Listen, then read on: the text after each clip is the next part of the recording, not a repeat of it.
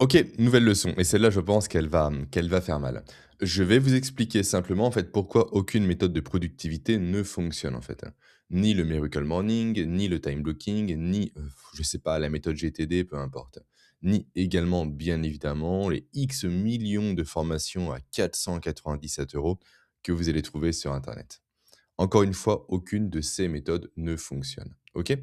Et je vais vous dire évidemment pourquoi. Et la raison, elle est simple, elle tient en une seule phrase d'ailleurs. Simplement, en fait, ces méthodes-là, aucune de ces méthodes, de ces protocoles, peu importe, ne s'intéresse à la biologie de l'être humain qui est censé les appliquer. Pas une seule, zéro, aucune de ces méthodes ne parle de cela. Ça marche? Avant de commencer, si vous êtes entrepreneur et que ce sujet vous parle, abonnez-vous. Comment faire? C'est simple. Vous voyez, il y a un bouton s'abonner sous la vidéo, cliquez dessus. Et tout simplement à côté, il y a une petite cloche, cliquez également dessus. Comme ça, vous serez informé de la sortie de chacune de mes vidéos. Ça marche? Très bien. Donc, on va reprendre les prémices de base. Là, il faut que vous réfléchissiez. C'est très simple, encore une fois. Juste réfléchissez 2 secondes à ce que je viens de vous dire. On a une industrie entière, celle de la productivité, qui pèse des milliards d'euros, je pense, où il y a des livres, des formations, des applications, des coachs, des conférences, peu importe. Et en fait, cette industrie entière vous dit quoi faire, ok?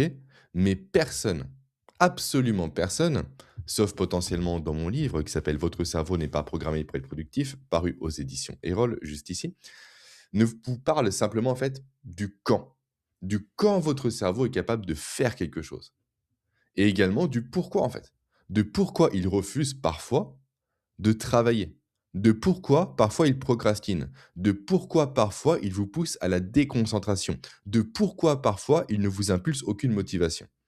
Et en fait, en faisant cela, c'est un peu comme si un docteur vous prescrivait, on va dire, un médicament tout simplement sans jamais vous examiner, sans savoir si vous êtes potentiellement diabétique, cardiaque ou allergique. Il vous donne simplement la pilule et il vous dit simplement avalez. Et quand ça marche pas, ce même docteur vous dirait simplement, eh bien en fait, c'est de votre faute. Vous n'êtes pas assez discipliné. Vous manquez de discipline. Vous devriez vous lever plus tôt pour que le médicament puisse faire effet et ça n'a aucun sens. Et en fait, c'est exactement ça que fait l'industrie de la productivité. Et personne ne le voit. Et ça n'a aucun putain de sens. Désolé pour la vulgarité, mais c'est important des fois de dire des mots vulgaires pour que les choses s'engramment. Je vais littéralement vous donner un exemple concret par rapport à ça. Prenons le time blocking. Vous bloquez, disons, 2 heures, ok? Pour potentiellement écrire une page de vente, faire un site internet, peu importe. Ça, vous l'actez dans votre agenda, c'est génial. C'est sacré, vous êtes discipliné, vous essayez et malheureusement, rien ne marche. Pourquoi? Parce que potentiellement que vous avez bloqué vous, admettons encore une fois à 14 heures, cette tâche-là au moment où votre cerveau n'est pas efficace pour être productif. Au moment potentiellement où votre cortisol est au plus bas. Au moment également où votre taux de glucose a chuté après le repas. Au moment également où votre cortex préfrontal, la partie de votre cerveau qui vient simplement vous permettre d'écrire efficacement, de vous concentrer, de décider, fonctionne à seulement 40% de sa capacité. Et ça, c'est de la neurologie en fait. C'est mesurable. C'est un fait. Vraiment, si on le schématise, ça ressemble à ça. En fait, on va prendre uniquement le cortisol. Le cortisol qui joue un rôle capital notamment dans l'apport d'énergie par rapport au corps humain. Sans cortisol, pour faire très simple, je prends ici de très gros raccourcis bien évidemment, vous n'aurez pas d'énergie pour agir. Ok? On va commencer ici à minuit et là à 23 heures. Ok? Après on va décomposer 6 heures, 12 heures, 18 heures environ. Ça marche? Voici comment fonctionne le cortisol. Il est assez bas dans la nuit et après il monte tranquillement et après il commence tranquillement à chuter comme ceci. Donc, si vous, à votre niveau, selon votre chronotype, bien évidemment, mais ce n'est pas le sujet ici, vous cherchez à placer la tâche qu'on a vue précédemment, typiquement, on va dire, allez, la rédaction d'une page de vente, sur le coup des 14 heures, donc on est par là environ, jusqu'à 16 heures, eh bien, vous êtes précisément dans une zone où votre cerveau commence à décliner en termes de potentiel. Donc, naturellement, le time blocking est une super solution que j'utilise personnellement, mais si vous ne connaissez pas les fondations, les bases, les prémices de la biologie et notamment de votre biologie personnelle, vous allez simplement placer sur un outil qui est génial, qui est le time blocking, pardon pour le petit bafouillage, vos tâches au mauvais moment. Et là, ça ne marche pas. Donc, en l'occurrence, ici, vous ne manquez pas de discipline. Vous manquez simplement, en fait, de chronobiologie. OK? Ensuite, parlons du miracle morning. C'est exactement la même chose. Se lever à 5 heures pour méditer, pour faire du journaling, pour faire du sport et commencer à bosser à 6 heures, ça sonne bien sur le papier. C'est marketingment intéressant, c'est instagrammable, c'est clair, mais pour 90% de la population, ça ne marche pas. Pourquoi? Parce que le CAR, donc le cortisol, je vais l'écrire à l'écran, c'est un peu mieux, je pense. CAR, donc C-A-R, pour Cortisol Awakening Responses, en fait, n'atteint son pic, c'est exactement ce qu'on a vu ici, hein, qu'autour potentiellement des 9 heures, entre 9 heures et 11h30. Donc, encore une fois, venir chercher à faire un travail compliqué, complexe, 3 heures avant que votre cerveau ait les capacités de le faire, ça ne sert à rien en fait. Et en plus, c'est même risqué parce que vous allez prendre des décisions, vous allez entreprendre potentiellement des projets, travailler sur des plans, etc., avec un cerveau qui n'est pas capable, encore une fois, de le faire. Donc, d'une part, vous allez galérer à le faire parce que cognitivement, vous ne serez pas capable d'être efficace, d'être productif, mais de surcroît, la résultante de ce travail-là engendrera potentiellement des coûts financiers et énergétiques futurs négatifs. Ok. Après, qu'est-ce qu'on a? Allez, on va s'attaquer au deep work. Le deep work de Cal Newport. C'est un excellent concept là également. Sauf que, qu'est-ce qu'il vous dit, Cal Newport, dans son livre? Il vous dit de faire 4 heures de travail profond par jour, sans préciser encore une fois à quel moment de la journée le faire. C'est comme si il partait du principe erroné et presque idiot, et désolé pour lui parce que je respecte beaucoup cet auteur-là, que faire 4 heures de boulot de minuit à 4 heures était équivalent à faire 4 heures de boulot de 9 heures à 13 heures. Alors que ce n'est pas la même chose. C'est radicalement pas la même chose. Demander à Usain Bolt de faire un sprint ou de battre son record mondial à 9 heures du matin ou à 4 heures du matin, et naturellement, vous comprendrez qu'il y a un petit souci quelque part. Alors pourquoi pour un sportif ça fait sens et pourquoi pour vous entrepreneur ça ne fait pas sens? Bref, tout ça pour dire en fait que nous avons actuellement des millions de chercheurs en chronobiologie, en neurosciences, en psychologie évolutive, en biologie. On a littéralement plusieurs décennies de recherche, des millions également, je pense, de publications, et personne, strictement personne, sauf moi, je vais évidemment me jeter des fleurs ici, n'a fait le boulot de faire le lien en fait. De faire le lien, de chercher dans ces études en question pour voir ce qu'il se passe dans le cerveau humain réellement. Et plus précisément dans le cerveau humain d'un entrepreneur. À partir de quand il est productif? À partir de quand il ne l'est pas? Personne ne s'intéresse, encore une fois, dans l'industrie de la productivité qui pèse des milliards et des milliards, à la biologie de la performance humaine. Et ça n'a encore une fois aucun sens, littéralement aucun putain de sens. On va faire un schéma encore une fois, parce que j'aime bien les schémas, vous le savez. 2 colonnes, tableau, tout bête. Ce que l'industrie de la productivité vous enseigne. On va écrire prod pour faire simple. Elle vous enseigne quoi? Tout ce qui est discipline. Tout ce qui est motivation. Qu'est-ce qu'on a d'autre? Allez, le mindset. Ce qui ne veut strictement rien dire entre vous et moi, hein, l'état d'esprit, ça ne veut rien dire, ce n'est pas tangible. Également les habitudes. Ok, on vous enseigne ça. Mais qu'est-ce qu'elle ignore complètement? Donc là, on va marquer ici la science.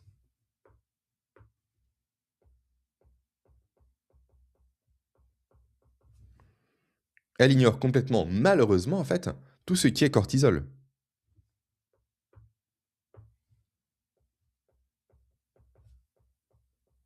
Tout ce qui est également potentiellement les rythmes ultradiens. Allez, ultradiens. Les cycles ultradiens. Également, on a circadien et infradien, peu importe. On a également la variation naturelle du niveau de glucose, qui dépend notamment aussi de l'alimentation. Personne n'en parle. Également, elle ne parle pas des variations d'activité du cortex préfrontal.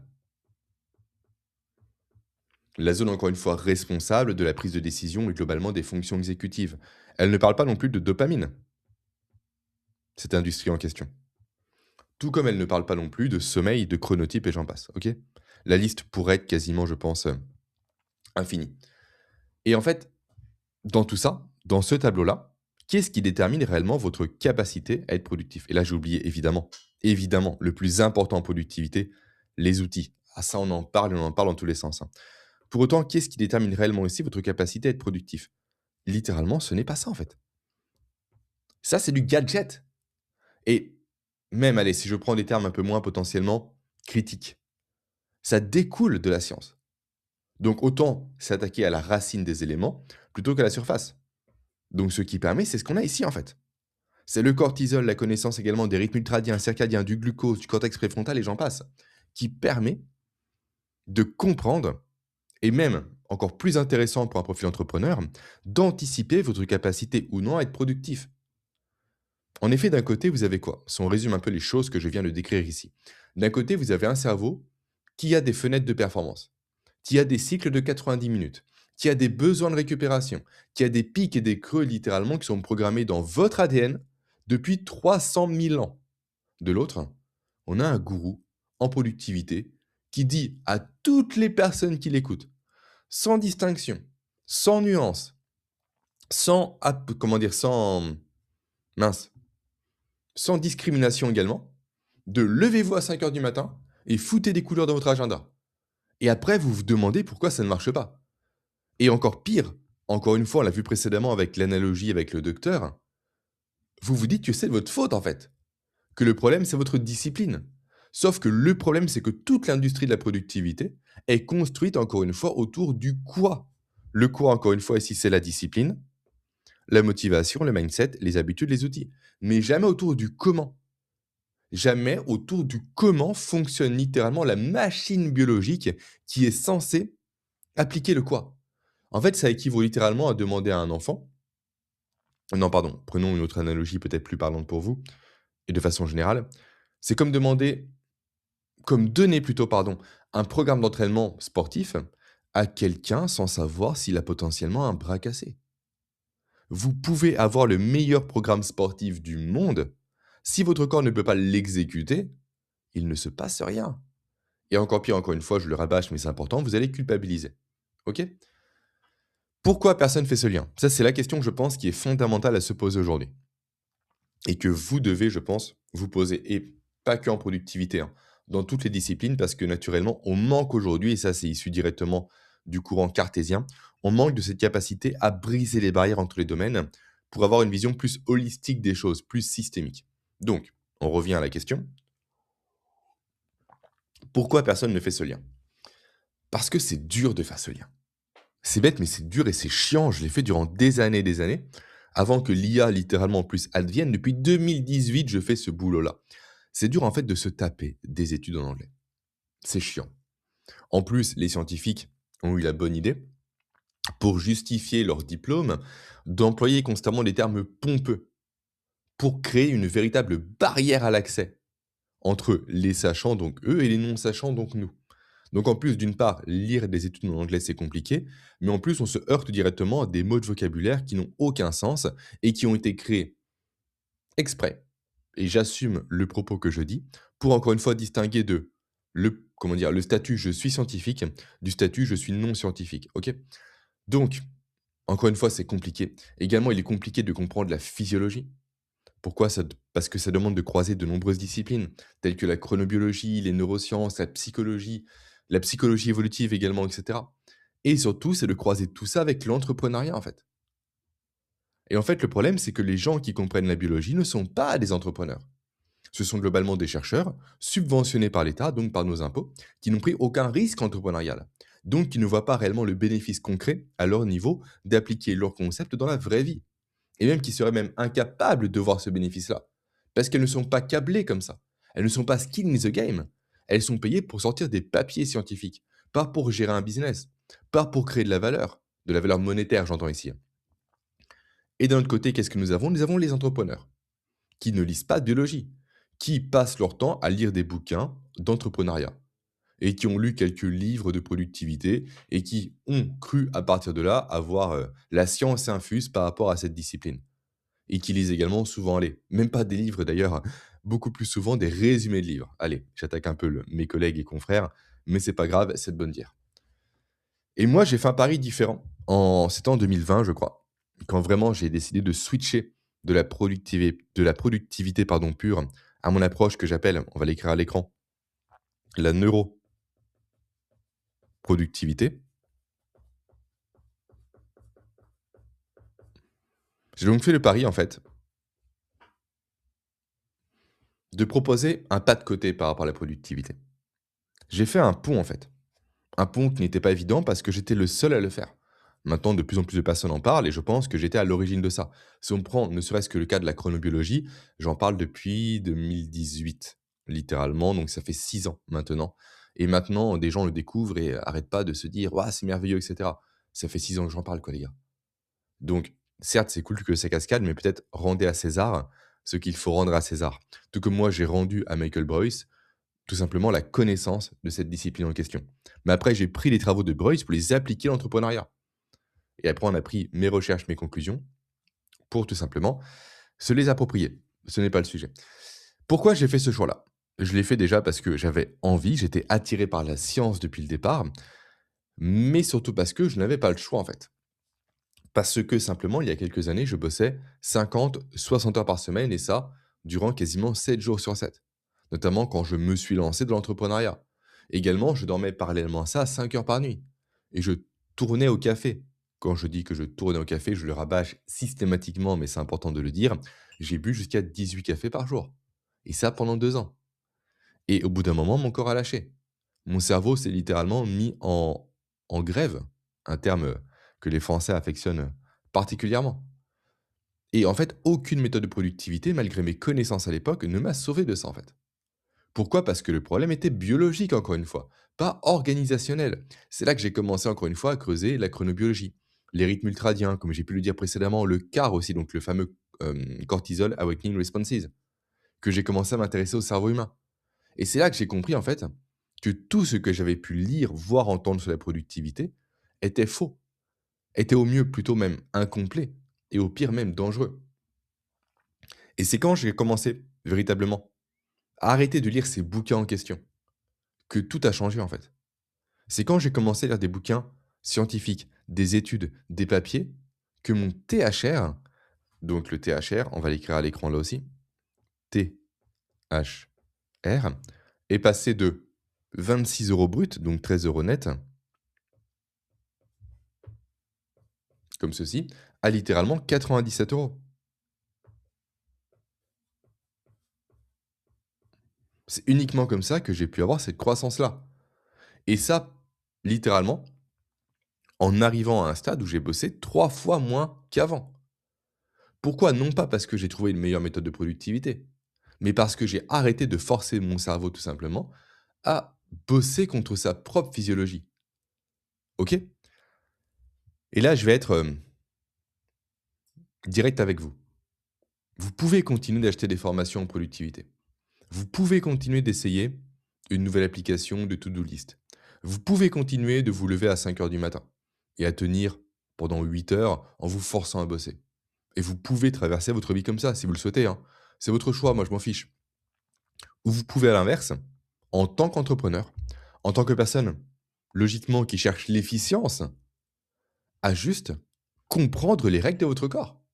Comprendre que votre cerveau a un mode d'emploi et que personne ne vous l'a donné. Pas vos parents, pas l'école, pas votre coach en productivité, personne. Parce que personne ne fait ce lien, encore une fois, je le rabâche, mais c'est important, entre la biologie et la performance entrepreneuriale. Moi, je l'ai fait encore une fois. Et c'est pour ça que je suis là. Et si jamais vous souhaitez justement découvrir ce lien-là, ou une partie de ce lien-là, sachez que j'ai fait une vidéo gratuite, elle dure 25 minutes environ, un peu moins je crois, sur comment fonctionne votre cerveau d'entrepreneur, sur quand travailler, quand récupérer, et comment calculer votre THR, donc votre taux horaire réel. Autrement dit, pas votre chiffre d'affaires, mais le temps que vous mettez pour l'obtenir. Autrement dit, combien vaut une heure de votre vie. Et en faisant cela, en comprenant tout ça, vous verrez que mécaniquement, c'est juste obligatoire que votre THR va croître. Et donc, En augmentant, il va libérer ce qui est le plus important, je pense, pour tout entrepreneur qui se respecte, il va libérer du temps libre. Et pourquoi ce que je dis que c'est le temps le plus important? Parce que je pense que le devoir de l'entrepreneur actuel dans la France actuelle telle que nous la connaissons, une France surtaxée, une France quasiment communiste qui exproprie littéralement les entrepreneurs de la valeur qu'ils créent pour donner ça à des personnes qui ne glandent rien, littéralement. Je pense que le devoir de tout entrepreneur qui se respecte, c'est littéralement de tout faire pour gagner plus, donc augmenter le THR, en travaillant moins. C'est encore une fois l'indicateur du THR ici, hein. C'est ce qu'il mesure. Pourquoi? Parce que le temps libre, c'est le seul temps qui n'est pas taxable par l'État. L'État ne viendra pas prendre comment dire? De la valeur au niveau du temps que vous passez avec vos enfants. L'URSSAF ne viendra pas non plus taxer vos nuits. Il n'y a pas de CFE applicable durant le temps que vous passez à faire du sport. Bref, vous devriez faire ça. Pour moi, c'est un devoir aujourd'hui moral de l'entrepreneur. S'efforcer de bosser le moins possible en gagnant le plus possible pour récupérer du temps libre, pour ne pas alimenter un système entier qui vient critiquer le métier que vous faites. OK? Donc le lien de la vidéo est sous la description si vous le souhaitez, pardon, sous la vidéo, devrais-je dire. Et si jamais cette vidéo vous parle, déjà, abonnez-vous si ce n'est pas encore fait. Chaque dimanche, je donne une nouvelle leçon comme celle-ci. Chaque jeudi, je parle plus des gabegies financières de l'État et ce qu'on pourrait faire réellement en tant qu'entrepreneur pour changer ça. Donc abonnez-vous, partagez la vidéo, commentez-la, potentiellement boostez-la si vous le souhaitez. Dans tous les cas, c'était Jérémy Coron. Merci pour votre écoute et je vous dis à très vite.